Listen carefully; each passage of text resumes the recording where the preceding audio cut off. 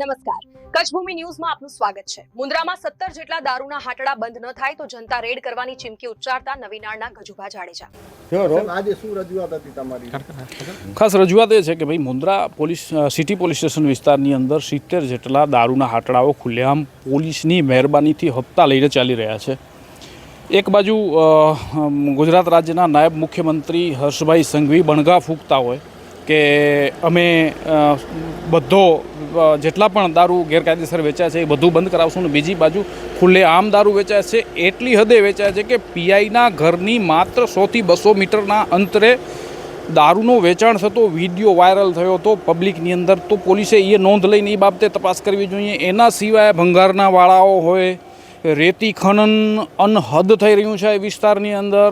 સ્પાના નામે પણ ઘણો બધો દેહવ્યાર, ઘણા બધા સ્પા ચાલી રહ્યા છે, દેહ વ્યાપાર પણ થઈ રહ્યો છે અને અનેક પ્રકારની ગેરપ્રવૃત્તિઓ મુન્દ્રા સિટી પોલીસ સ્ટેશન વિસ્તારની અંદર થઈ રહી છે, જે બાબતે રજૂઆત હતી। ખાસ એક અન્ય રજૂઆત પણ હતી કે પીઆઈએ ચાર્જ સંભાળ્યા બાદ 1 થી 2 દિવસની અંદર મુન્દ્રા એમપીએલ કોલોનીની અંદર ઘટના બને છે 11 જાન્યુઆરીના। ત્યાંના સિક્યુરિટી અને લેબર વચ્ચે કંઈક વિવાદ થાય છે, પોલીસ ત્યાં જાય છે તો ત્યાંના મજૂરો પોલીસ ઉપર હુમલો કરે છે, જેના વિડીયો છે અમારી પાસે। અને કોલોનીની અંદરથી બહાર સુધી આવીને પોલીસ ઉપર પથ્થરમારો કરે છે। પોલીસનો સ્ટાફ ગાડીમાં બેસીને ભાગી જાય છે। 3-4 પોલીસ સ્ટેશનના પોલીસ કર્મચારીઓ ત્યાં આવીને મામલો શાંત પાડે છે, તે છતાં કોઈ પણ કાર્યવાહી ન કરવામાં આવી, કોઈ પણ ચોપડે આ ઘટનાની નોંધ ન લેવામાં આવી અને 27 ફેબ્રુઆરીના ફરી ઘટના એ જ કોલોની અંદર બને છે।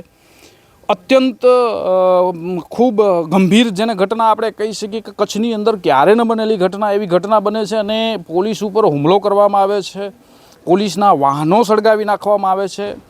એના 2 જ કારણો કે 11 જાન્યુઆરી ઘટના સંદર્ભે કોઈ પણ કાર્યવાહી ન કરવામાં આવી અને આજુબાજુના વિસ્તારની અંદર મુન્દ્રા સિટી પોલીસ સ્ટેશન આખા વિસ્તારની અંદર ખુલ્લેઆમ જે દારૂના હાટડાઓ ચાલે છે એ બાબતે અનેક વિડીયો વાયરલ થયા હોવા છતાં કોઈ પણ કાર્યવાહી ન કરવી એ મુખ્ય કારણ છે।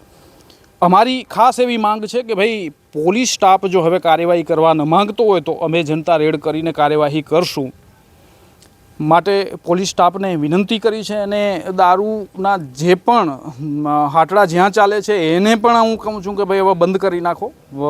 જનતા રેડ કરવાની અમારી પૂરી તૈયારી છે। 2 દિવસમાં પોલીસ એક્શન નહીં લે તો એ કાર્યવાહી અમે કરશું।